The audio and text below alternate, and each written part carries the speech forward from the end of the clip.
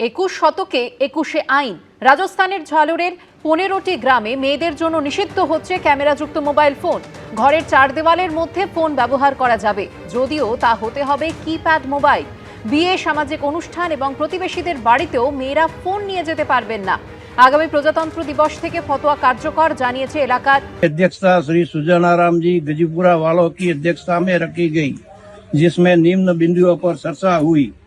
श्री देवाराम जी Carlo वालों ने प्रस्ताव रखा कि समाज में बहू व बेटियों के पास कैमरा वाला मोबाइल नहीं रहेगा।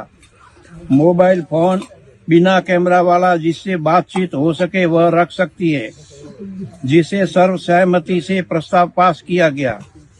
पढ़ाई करने वाली लड़कियां पढ़ाई की जरूरत में अगर जरूरी लगे तो वो बच्ची घर आने के बाद मोबाइल अपने घर से बाहर नहीं ला सकती। शादी, ब्याह या किसी भी प्रकार का सार्वजनिक समारोह में लेकर नहीं आ सकती। यहाँ तक कि पड़ोसी के घर भी लेकर नहीं जा सकती, जिसे समस्त सौंदापट्टी ने सहमति प्रदान की।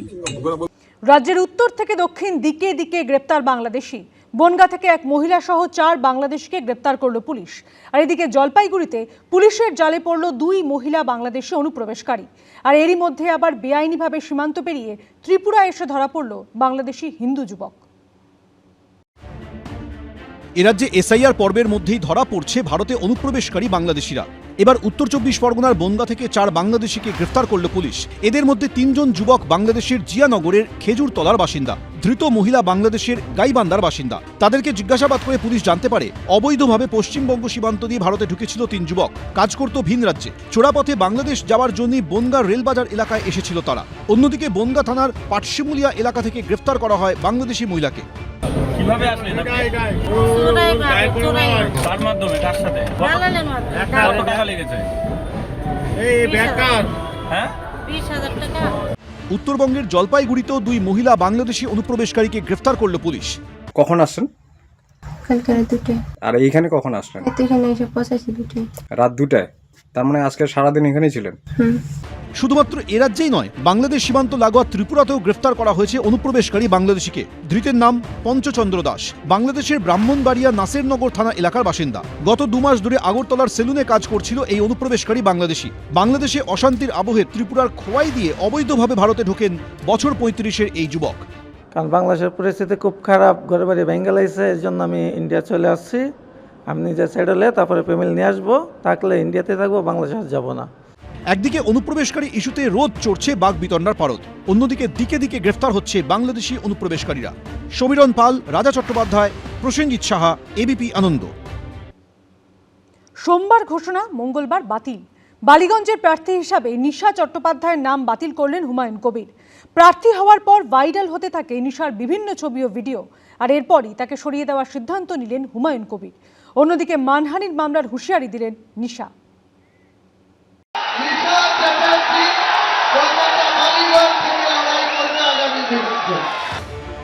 মাত্র 24 ঘন্টা পেরোলো, তার মধ্যেই দিগবাজি।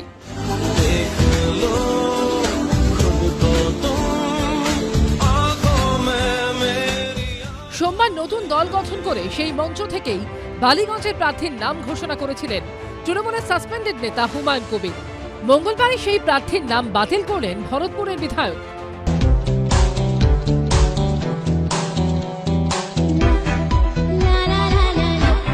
তার মানে এটাও একটা ব্লান্ডার। হ্যাঁ, নিশ্চয়ই। তিনি কি বলছেন, কি করছেন, তার নতুন দল বিন্দু মাত্র আমাদের আগ্রহ নেই। এর ভবিষ্যৎটা কি হবে তিনি ঠিক করুন। এটা তার ব্যক্তির পরিচয়, তার স্বার্থ এবং তাকে কে পরিচালিত করছেন, পিছনে কোন অদৃশ্য হাত আছে, কোথায় অদৃশ্য ফান্ডিং আছে, এটা বাংলার মানুষ বোঝে। সোমবার জনতা উন্নয়ন পার্টি গঠন করে 9টি বিধানসভা কেন্দ্রের প্রার্থীর নামও ঘোষণা করেন হুমায়ুন কবির। তার মধ্যে কলকাতার একটি মাত্র কেন্দ্রের প্রার্থীর নাম ঘোষণা করেন, সেটি হচ্ছে বালিগঞ্জ কেন্দ্র। প্রার্থী হিসেবে নিশা চট্টোপাধ্যায়ের নাম ঘোষণা করেন তিনি। আগামী বিধানসভা নির্বাচনে আমাদের দলীয় পতাকা বা সিম্বল নিয়ে লড়াই করবেন কলকাতা বালিগঞ্জ কেন্দ্রে, যেখানে বাবুল সুপ্রিয় প্রার্থী আছে নিশা চ্যাটার্জি। এরপরই সোশ্যাল মিডিয়ায় দেওয়া নিশা চট্টোপাধ্যায়ের বিভিন্ন ছবি ও ভিডিও ভাইরাল হতে থাকে, যা নিয়ে শুরু হয় বিতর্ক। তারপরই বালিগঞ্জ কেন্দ্র থেকে নিশার নাম সরিয়ে নেন হুমায়ুন কবির। আমার জানা ছিল না উনি একজন সেলিব্রিটি, এটাই জানতাম। কিন্তু প্রার্থী ডিক্লেয়ার করার আধ ঘন্টার মধ্যেই টিএমসির বিভিন্ন যে আইটি সেল বা বিভিন্ন রকম অনলাইনে যেসব ফেসবুকে তেনার কিছু ছবি ভাইরাল হয়েছে, তাতে আমার মনে হয়েছে যে আমার শুরুটা এই ধরনের কোনো ব্যক্তিকে বিধানসভার মতো পবিত্র জায়গায় পাঠানোর জন্য বা আইন প্রণয়নকারী সদস্য হিসাবে পাঠানোর জন্য মানুষ আমাকে ভুল বুঝতে পারে। তাই আমি সেটা 24 ঘন্টা যেতে না যেতেই রাত্রেই সিদ্ধান্ত নিয়েছি যে এটাকে প্রার্থী রূপে রাখবো না। নিশা চট্টোপাধ্যায়ের নাম বাতিলের পর বালিগঞ্জের সংখ্যালঘু সম্প্রদায়ের কাউকে প্রার্থী করবেন বলে জানিয়েছেন হুমায়ুন কবির। আমি এক সপ্তাহের মধ্যে বালিগঞ্জের কোনো একজন মুসলিমকে প্রার্থী হিসাবে তুলে ধরব। ওখানে আমি খোঁজ নিয়ে দেখেছি যে বালিগঞ্জে প্রায় 50-50% কাছাকাছি মাইনরিটি ভোটার আছে। এই প্রেক্ষাপটে হুমায়ুনের আক্রমণের পাল্টা জবাব দিয়েছেন নিশা।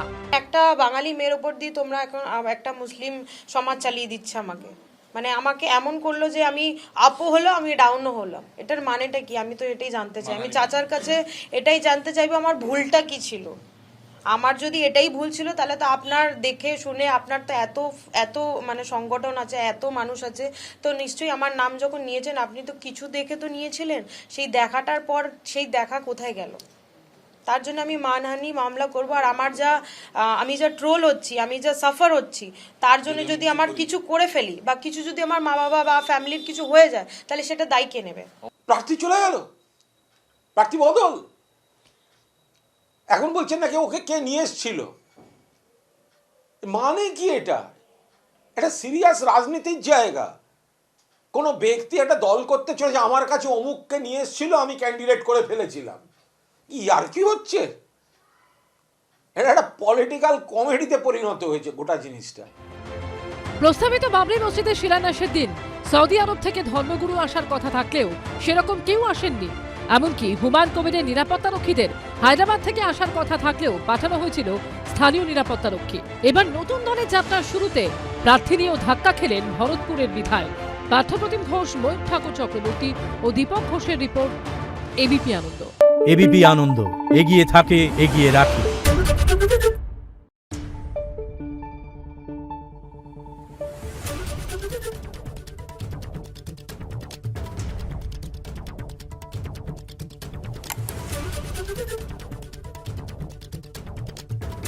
Thank you.